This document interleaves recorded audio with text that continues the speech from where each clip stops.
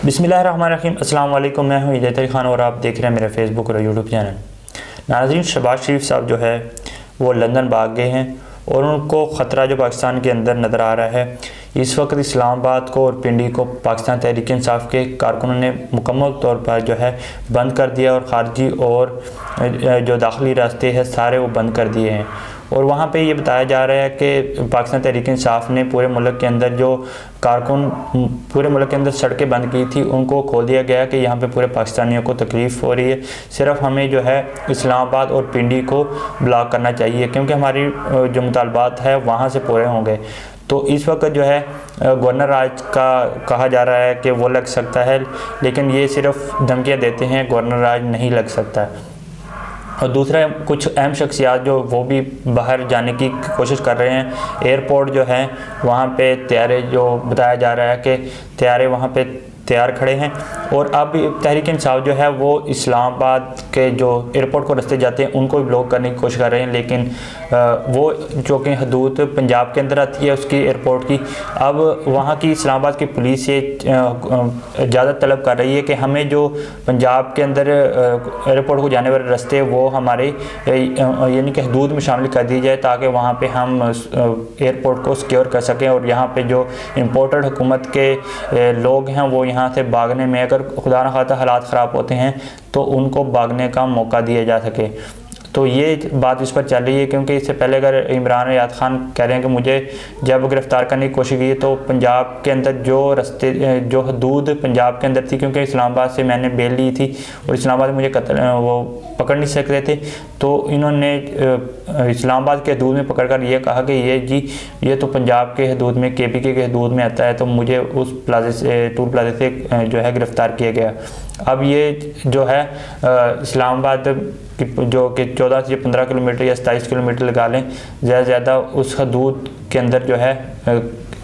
इस्लामाबाद की पुलिस वहाँ पे है। लेकिन अगर खारजी रस्तों और उसको बंद कर दिया जाए दाखिली रस्तों को, तो इस्लामाबाद जो है वो लोग जो है तंग आ जाएंगे, जो इम्पोर्टेड हुकूमत के लोग हैं और इससे जो मिलने वाले लोग हैं, इसलिए वो ये चाह रहे हैं कि उन रस्तों पर रेंजर और पंजाब के दूध के रास्ते जो है उन पर रेंजर लगा दी जाए ताकि ये रास्ते जो है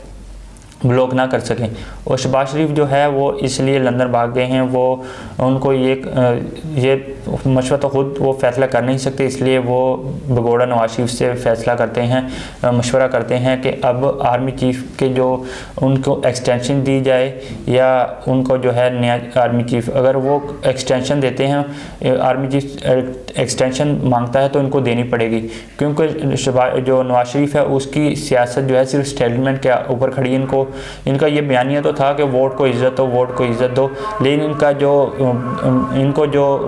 सबसे ज़्यादा सपोर्ट किया है वो एस्टेब्लिशमेंट ने किया। अगर अभी एस्टेब्लिशमेंट जो है वो साइड पे हो जाए तो ये जो है इनकी सियासत बिल्कुल ख़त्म तो पहले होगी। अब इनके प्रो जो नून लीग के सहाफ़ी है उनके प्रोग्राम देख ले, किसी ने आज तक नहीं ये कहा होगा कि इमरान खान साहब जो है वो हार जाएंगे नवाज शरीफ से इलेक्शन। वो उनको पता कि इमरान खान साहब 2 तिहाई अक्सरियत से आ रहे हैं और इनको